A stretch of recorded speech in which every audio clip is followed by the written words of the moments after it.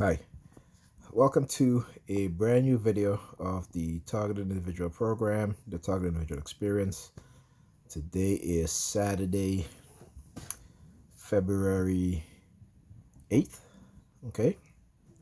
Um, it's been through a heavy week of targeting, again, using the kid's mother to target me.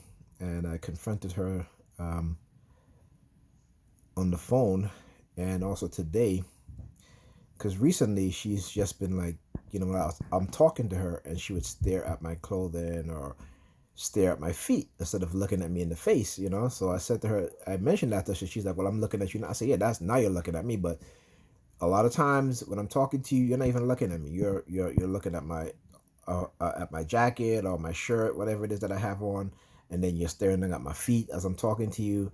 So I'm like, what is that? What's with that? And she's like, I don't know. I don't know what I'm doing. I said, well, you're not the only one that's doing it because when I'm outside, the perpetrators do that to me too. They'll stare at my clothing. Like, for example, if I'm wearing a hat, for example, I wear this gray hat, okay? And they will stare at it. They will stare at it, particularly when, again, they're using the color gray to target me. So today, we're supposed to go grocery shopping, and for the entire day, I didn't hear from her. So I called her. She was on the phone with her girlfriend. I said, okay. She's like, I'll call you back. Okay, so it's getting later now. Mind you, I had told her that, hey, I have to study. Okay, I still have homework I got to do, and I got to study. Okay, and yet, that didn't even cross her mind. Okay, because she was on the phone with her.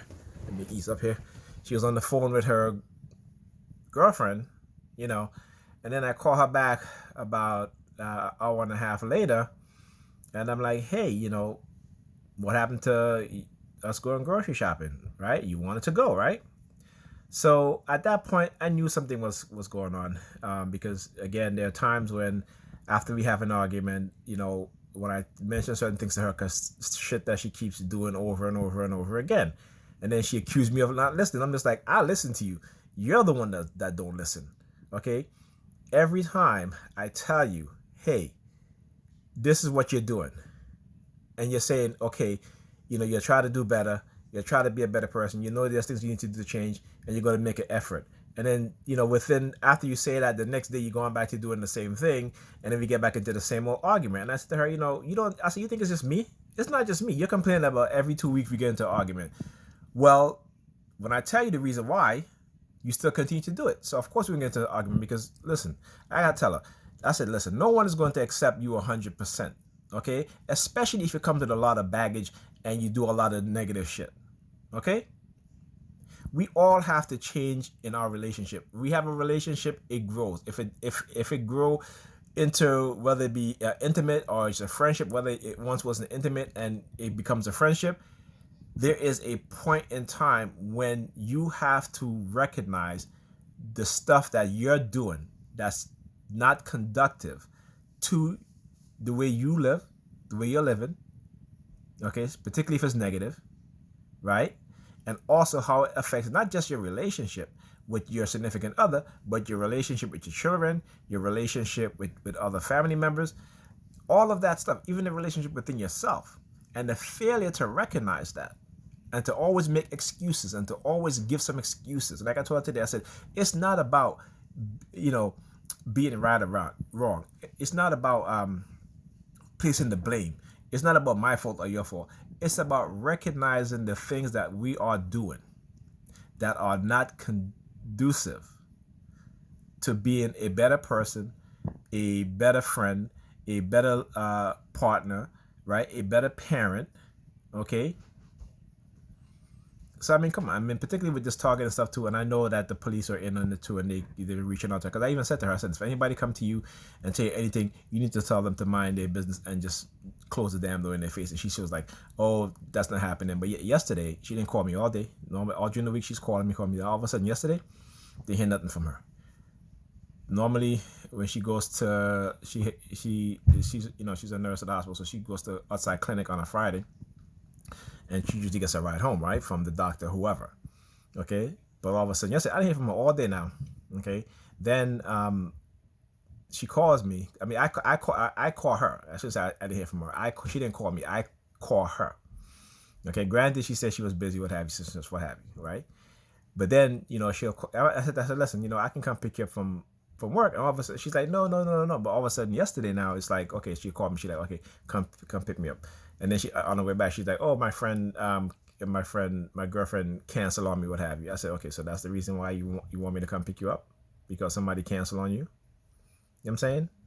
I mean, these things, like I said, I don't understand. You know what I'm saying? But hey, you know, whatever. But anyway, on my way there again, police presence again, and I knew something was up, and I knew because as soon as she got in the car, she started talking to me.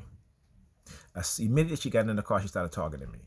Okay, and again, and I say this all the time, whenever they're using her to target me, whenever I go to her house, I go pick up from anywhere, there's a heavy police presence. So today I'm talking to her, and we get into a little argument again, and she said to me like, "Oh, I don't care, you invaded my privacy," and I said, "Well, let me tell you something. We're in a relationship. You were doing shit behind my back. Your ass was cheating, right? And then you got caught. Okay. The reason why you got caught, because again, you were displaying what they call red flags. Okay. When I ask you, you were lying to me about it. Okay. And then she's like, well, whatever. I have my own timeline of this and that. And there you go again. Making excuses instead of owning up, instead of saying, hey, I'm truly sorry. Women want men to be men and talk about how, when men do something wrong, they're never sorry. And men should step up and, if you do something wrong, say you're sorry. But women, they want men to do this shit, right? Or they want you to do it as a man, but they won't do it themselves. Okay? And not all women. Okay? But it's a fail, particularly when it comes to black men and black women. Okay? We fail to understand the true nature of why we're so separated, of why we're so against each other, of why we don't love each other the way we should be loving each other. Okay? Because they have conditioned us to love everybody else and everything else except each other and ourselves. Okay? And until we understand this, until we recognize this, until we start getting our goddamn heads out of the clouds, okay, and waiting for this white Jesus to come save us, and without understanding that we have to save ourselves, okay, and the first thing we have to do is shift from that Euro religious crap. And if you don't know about your African religion, your African spirituality, in which all of these other religions come from, then you need to do your research or ask somebody who knows. We have been so indoctrinated with this BS, and including the Arab religion, Islam, okay? Because the stuff that you guys are believing in and practicing today is not the same thing that they practice in ancient time, okay? Just remember that. So it is very hard, man, that when you're to do your best to be better, that these people keep trying to pull you back and pull you down. Okay? That no matter what you do, they're going to continue to attack you. Because whatever fear they have of you, okay, and I'm talking about these white supremacists, okay? And I know they are targeted individuals who are white also, right?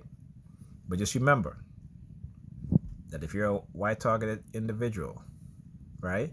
When it comes to these people, it's not about whether you're white, black, or have. It's about what type of threat you pose to them.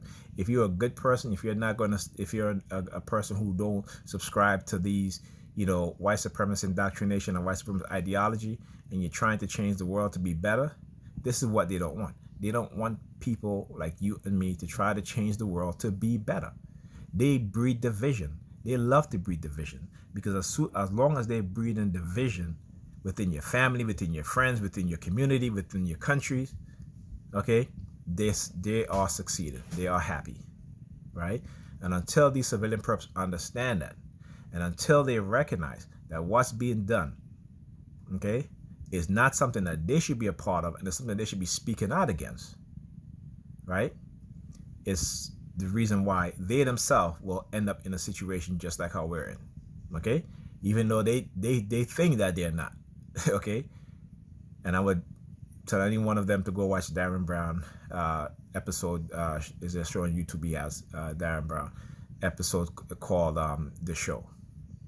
in which the audience thought that they were, manipulating this individual, the situations around this individual, right, to bring him down, and it ended up being that they were the ones who were the main part of the experiment.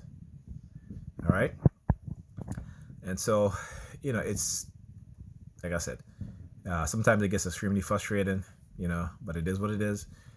I've been in this for, going on 2 decades, probably over 2 decades, and it's a shame how they love to separate families, but they talk about families, right? It's like the Catholic priests. They talk about they're talking against homosexuality, but behind closed doors they're homosexual, right? So when these people talk about family, you have to understand, as black people, these white supremacists don't want the black family to be strong.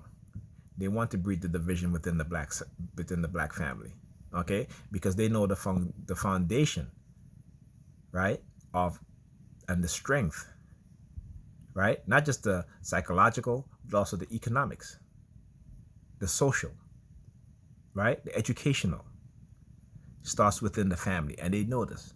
So they'll do everything in their power to break up black family, and this is exactly what they're doing. And they're using programs like these to do exactly that. Okay? So that's it for the video. I'll see you guys in the next one.